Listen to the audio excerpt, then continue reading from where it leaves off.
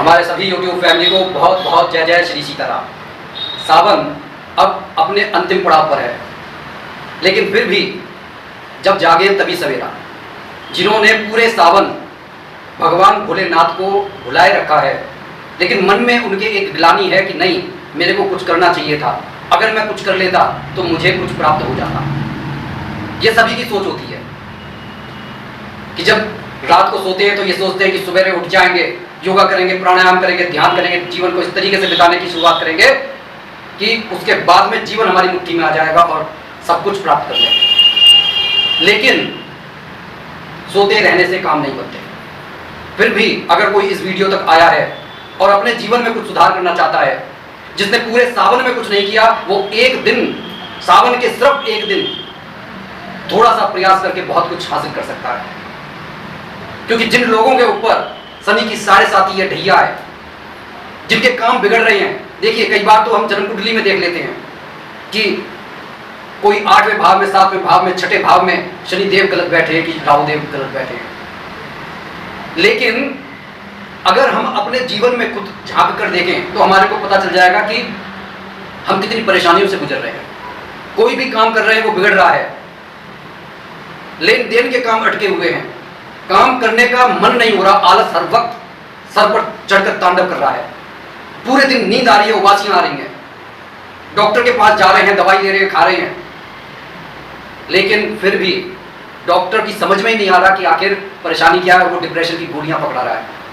Depression की गोलियां भी खाने से फिर नींद आती है, क्योंकि वो ये सोचते हैं जितनी देर तक आदमी सोया रहेगा, जितनी देर तक माइंड सुन रहेगा, उतनी देर तक उसको आराम पड़ेगा। लेकिन ऐसा होता नहीं है। आपको समझना होगा कि अगर आप किसी के प्रति कुछ बुरा कर रहे हैं, क्योंकि जाने अनजाने आज के इस समय में, आज के इस युग में हमारे हाथों कुछ बुरे कर्म हो ही जाते हैं। अगर किसी ने हमारे को एक शब्द कहा है तो हम जब तक उसे 2 शब्द बोल नहीं लेते तब तक हमारे को मन में शांति नहीं पड़ती। इसलिए आपको समझ लेना चाहिए कि अगर जाने अनजाने आपने किसी निर्दोष का कुछ अपमान कर दिया है, कुछ बुरा कह दिया है, तो वो जो शनिदेव बैठे हैं वो न्याय के देवता है। उनसे डरने का उन्हीं को आवश्यकता है जो कुछ गलत कर रहे हैं। अब अगर आपको भगवान शनिदेव को भी प्रसन्न करना है, महादेव जी को भी प्रसन्न करना है और हनुमान जी को भी प्रसन्न करना है, तो ये एक छोटा सा अकाट्य उपाय आपके लिए लेकर आया हूं, जो इस सिद्धांत पर काम करता है कि हींग लगे ना फिटकरी हो, रंग भी चोखा हो। तो आपको एक दिन पहले ही, अगर ये वीडियो अभी मिल गई है, तो आप सबसे पहले तो कुछ सामानों का इंतजाम कर लीजिए। सामान कोई ज्यादा महंगा नहीं है। आपको आम के पत्ते लेकर आने हैं। आम के पत्ते इतने बड़े लेकर आने हैं, मतलब इतने सारे लेकर आने हैं, इतनी संख्याओं में लेकर आने हैं कि जितना आप अपने घर के मुख्य दरवाजे पर बंधनवार बनाकर टांग सकें और अपनी रसोई में भी वो एक बंधनवार बांधकर टांग सकें। आपको आम के पत्तों को लेकर आना है, उन्हें धो लेना है। धोने के बाद में आपको कलावे में माला की तरह रोकर, फिर हर एक पत्ते पर जैसे 1, 2, 3, 4 होते हैं, लिखते चले जाइए। एक पर स्वास्तिक का चिन्ह बना दीजिए, एक पर श्री लिख दीजिए, एक पर स्वास्तिक, एक पर श्री लिख दीजिए। लिखना आपको चंदन से या फिर अपने रसोई की हल्दी को थोड़ा गीला करके आप इस तरीके से लिख लीजिए। कहने का यह अर्थ है कि 9 तारीख को सावन का महीना खत्म हो रहा है, समाप्त हो रहा है। भोलेनाथ जा रहे हैं, लेकिन उनकी कृपा हमेशा बनी रहती है। ये बात हमारे को भूलना नहीं है। पूरा पूर्णमासी का दिन है, रक्षाबंधन का दिवस है, भाई बहन के प्यार का दिवस है, शनिवार का दिन है और शनिवार को हनुमान जी की भी पूजा की जाती है। और सावन का चूंकि महीना है तो इतने सारे सौभाग्य के योग बने हुए हैं। इस दिन किया गया कार्य आपको 110% आपके अपेक्षित परिणाम देगा। तो ये जो माला आपको बनानी है, उस दिन सुबह आपको बनाकर अपने घर के मुख्य दरवाजे पर लगा देना है। जिससे होगा ये कि जो स्वास्तिक है वो गणेश भगवान का एक चिन्ह है, जिससे रिद्धि सिद्धि शुभ लाभ सब कुछ आपको प्राप्त हो जाता है। और श्री अपने आप में नारायण और लक्ष्मी जी हैं। देखिए, रसोई में बंधनवार लगाने से जो घर की गृहिणी होती है वह स्वस्थ रहती है, क्योंकि ये जो रसोई है ये मंगल का स्थान है और यहाँ पर से ही पूरे घर का पोषण होता है। पूरे घर में जैसा भोजन बनेगा वैसे ही विचार पूरे घर में जाएंगे। तो ये जो आम के जो बंधनवार रसोई में लगाने की परंपरा कोई आज की नहीं है, वर्षों की है। होना तो ये चाहिए कि हर पूर्णमासी को आपको ये माला हटाकर दूसरी माला लगा देनी चाहिए, जिससे आपके जीवन में हमेशा देवी देवताओं का आशीर्वाद बना रहे। सबसे पहले तो आपको अपने घर के मंदिर की हर एक तस्वीर साफ करके उसे अच्छी तरीके से साफ करके हर पूर्णमासी को लगा देना चाहिए, क्योंकि इससे भी ग्रह दोष बनते हैं अगर मंदिर आपका गंदा है। अब दूसरा जो उपाय है, उस उपाय के लिए आपके पास 8 फूल वाली लौंगे होनी चाहिए, थोड़े से काले तिल होने चाहिए, भीमसेनी कपूर होना चाहिए। यह उपाय आपको दोपहर में 5 से 7 के बीच में आप कर लें। पहले ही एक लोहे की छोटी सी कटोरी आप मार्केट से लेकर आएंगे। अब आपको करना क्या है, आपको मंदिर में लाल कपड़ा बिठाकर ये जो लोहे की कटोरी आप लेकर आए हैं इसके नीचे जरूर कुछ पत्थर ईंट कुछ रख लीजिए, क्योंकि जब हम इसके अंदर अग्नि प्रज्वलित करेंगे तो वो गर्म हो जाएगी, जिससे कोई नुकसान ना हो।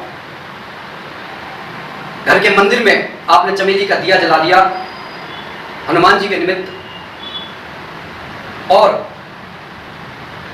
सरसों के तेल का दिया जला लिया शनिदेव जी के निमित्त, और एक छोटी सी बोतल और आपको लेकर रखनी होगी जिसके अंदर आपको सरसों का तेल डाल देना है।